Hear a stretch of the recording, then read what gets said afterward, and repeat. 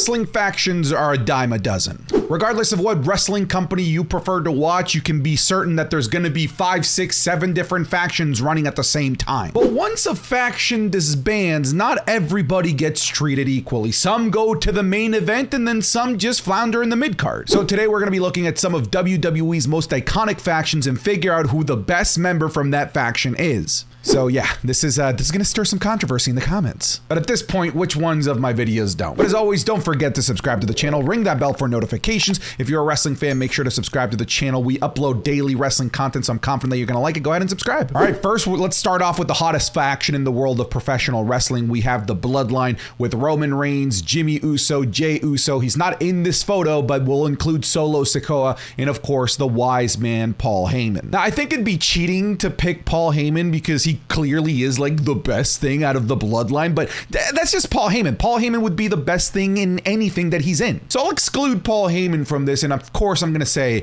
that the best member of the Bloodline has to be the Tribal Chief, Roman Reigns. Although this is much closer than you might anticipate because Jey Uso for me is a close second. But just the way that Roman Reigns has revitalized his career, how his promo game has elevated to being some of the best in the game, how his in-ring ability has evolved with his new character, how his facial expressions, his body language, everything just tells a story. Roman Reigns is, honest to God, like 20,000 times better than he was when he was the big dog. So the Bloodline not only elevated Roman Reigns, but it also elevated everybody around him. But regardless of how much it elevated everybody around him, I still think that the best member of the Bloodline is the Tribal Chief himself, Roman Reigns. All right, let's keep it modern. We're looking at the Judgment Day. We're looking at Finn Balor, Dominic Mysterio, Rhea Ripley, and Damian Priest. And sure, we'll include Edge in here as well. This one is tough. I think this is all a matter of preference, regardless of like what you're into, right? Like if you like that guy that's impeccable in the ring, then you're likely going to go Finn Balor. If you like this dirty, slimy character that Dominic has become, perhaps you go with him. But for me, even though this is probably one of the hardest choices in this entire video, I'm actually going to go with Rhea Ripley. I think out of all of the characters in the Judgment Day, both her and Dominic Mysterio have evolved the most and have created the most compelling characters. And as much as I do love dirty Dominic Mysterio, I still don't think he holds a candle to Rhea Ripley. And let's be honest, Rhea Ripley is the de facto leader of Judgment Day at this point. But similar to Roman Reigns, this new environment that Rhea Ripley has been put in has really forced her to elevate her character game, because we always knew that she was fantastic in the ring. But now, whether she's in the ring, whether she's outside of the ring while the other members of Judgment Day are having matches, backstage promos, when she's on the mic, she has just elevated herself to being the premier female on the women's roster. I think Rhea Ripley is absolute money these days, and she's still in her 20s. She has so much left to her career. I'm picking Rhea Ripley as the best member of Judgment Day. Okay, shit. Okay, remember the whole let's go ahead and start some controversy? Here we go, because I think everybody has a different answer for this. So all of these guys obviously went on to have magical careers. Moxley had a decent career in the WWE, winning the WWE Championship, but really blossomed over in AEW as his true self, Jon Moxley. We, of course, have Roman Reigns evolving into the big dog. Evolving away from the big dog and becoming the Tribal Chief. Oh God, I almost vomited saying that he evolved into the big dog. And the way that I said the big dog, oh God, I hated that. Then of course we have Seth Rollins, who of course is going to be a first ballot Hall of Famer. But if I have to pick between any of these three, who was the best member of the faction, like during the faction, I gotta go with Seth Rollins. I think he was the most interesting out of all of them. Roman Reigns was easily the least interesting out of them, so it was for me between Seth Rollins and Dean Ambrose. But I'm ultimately gonna go with Seth Rollins here, though it's like super close between Seth Rollins and Dean Ambrose for me. Yeah, let's go with the architect, Seth Rollins. New Day. Oh, I don't know what I'm doing. Cut that. Fucking cut that. All right, next up we have the New Day, Kofi Kingston, Xavier Woods, and of course, Big E. and I will die on the hill that the New Day are a faction. People that say, well, they're just a tag team with 3 people. That's a faction. But all of these guys are just so likable and so lovable. I think for me, though, I've always resonated the most with Kofi Kingston, not just from like his singles run before the New Day, but during the New Day, I always felt like he was like the most relatable, the most sympathetic, and also his run during the New Day to Kofi Mania and winning the WWE Championship was just so majestic and honestly like heartwarming, and it'll make you tear up if you watch that storyline from beginning to end. And it was just, it was a moment in time that you had to be a part of. But it wasn't just about Kofi, because the rest of the members of New Day really pulled together to make that moment happen for Kofi Kingston. For me, ultimately, as an overall package, I just like Kofi Kingston the most. All right, we have the Wyatt family. And I think this is an easy one, almost like by de facto, you kind of have to go with Bray Wyatt. But I will say, ultimately, the length of their career, I ended up liking Luke Harper more as an in-ring competitor, and then of course the way he was able to revitalize and reinvent his character when he went over to AEW was Brody Lee. Like, if I was including Brody Lee in all of this, I'd pick Luke Harper here. I really genuinely would, because Mr. Brody Lee in AEW was far more interesting than anything Bray Wyatt has ever done, in my personal opinion. And of course, Rowan has just never really done anything that's interesting to me.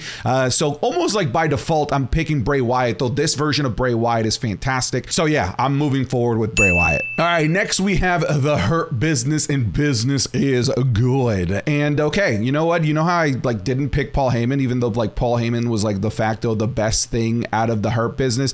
I'm gonna go against that rule. So the Hurt Business has, of course, Bobby Lashley, Shelton Benjamin, Cedric Alexander, and MVP. But in my opinion, out of everyone in this, as much as I do love the Hurt Business, as much as I love Bobby Lashley, the best member of the Hurt Business is MVP. He's the mouthpiece, the strategist. He's the one that made you care about these guys, because collectively as a group, like for the most part, like when it comes to character work, they're all pretty uninteresting, but MVP really gave them this edge and made them feel cool. So I'm taking MVP here. We are one, we will stand together. We have the Nexus, and oh dear God, can I name them all? Okay, from left to right, we have Justin Gabriel, David Otunga, Skip Sheffield, aka Ryback, Wade Barrett, Heath Slater. He's got kids. I think that's Michael Tarver, and oh my gosh, he was in the Primetime Players, millions of dollars. Darren Young. Okay, and this also would include Daniel Bryan as well.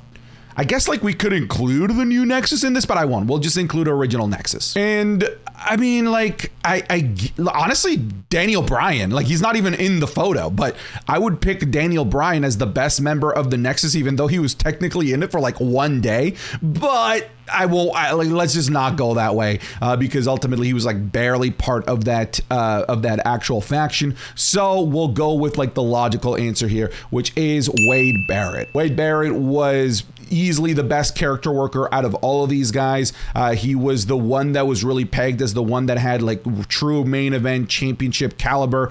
And yeah, I mean, we're seeing what Wade Barrett is capable of when he's given TV time and the mic right now with his commentary work, and he's fantastic. And we got shades of that in the early days of the Nexus. And I mean, to be fair, honestly, the rest of these other guys at this point in their career, they're fucking NPCs. Oh, Evolution, Triple H, Randy Orton, Ric Flair, and Batista. Oh God, this one's gonna hurt because I love all of these guys. Actually, I don't love Ric Flair. I'm just gonna go ahead and say it. I don't love Ric Flair. So spoiler alert, I'm not picking Ric Flair. But between Batista, Randy Orton, and Triple H, Jesus Christ, man, this is a tough choice. Okay, so I guess like during their time in Evolution, I would say that the most interesting character here would have been Triple H. I'll go with Triple H, although Randy Orton is like a super close one, especially as he started to develop himself in that feud with Mick Foley towards the end of his run with Evolution. But I'll go with Triple H. Of course, he's the leader of Evolution. Evolution was there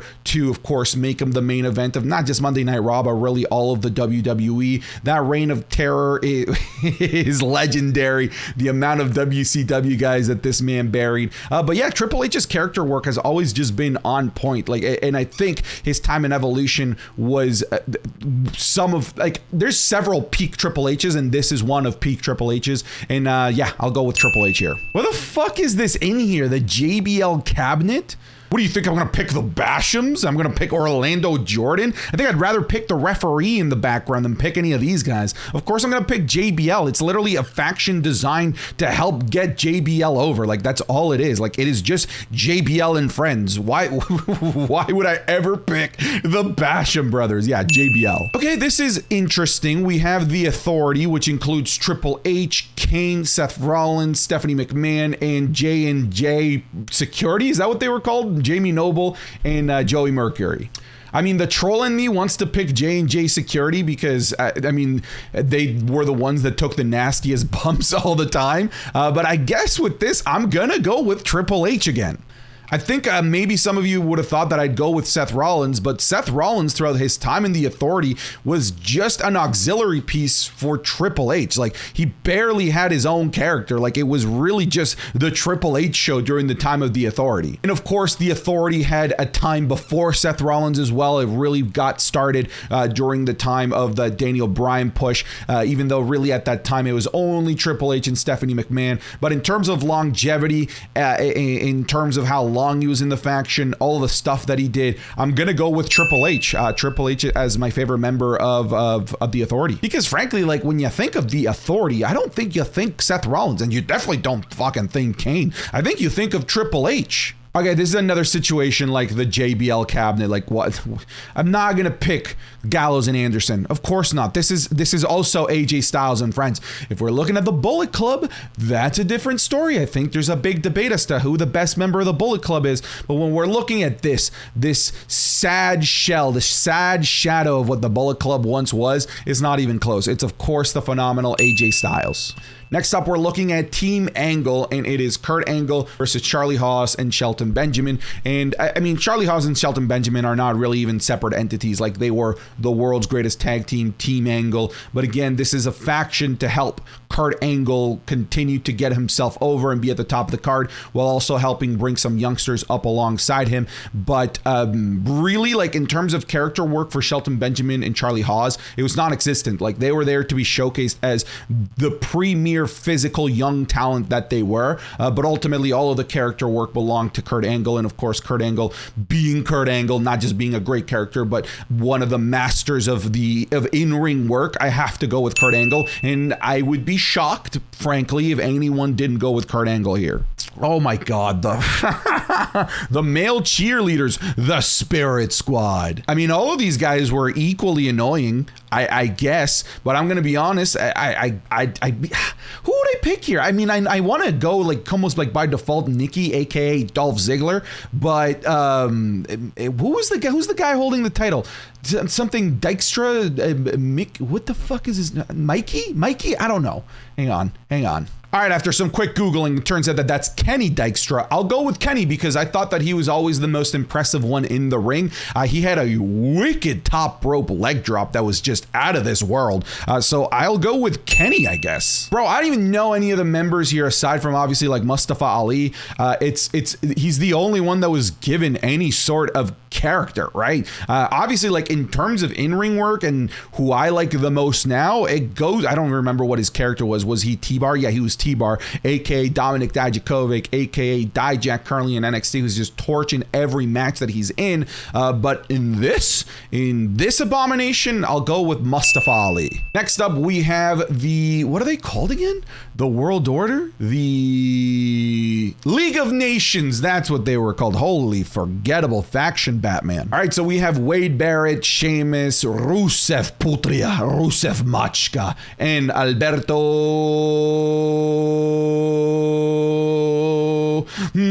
Del Rio. Yeah, dude, I hated this faction. I like with a burning power of 10,000 suns did I hate this faction. I mean, out of all of these guys, I think the most likable is, of course, King Barrett, Wade Barrett, Bad News Barrett, whatever you want to call him. Sheamus was insufferable in this faction. Rusev was barely utilized and was barely allowed to really be a character. And Alberto Del Rio was also just sort of there. I guess here I will go with Bad News Barrett. I guess toss a coin.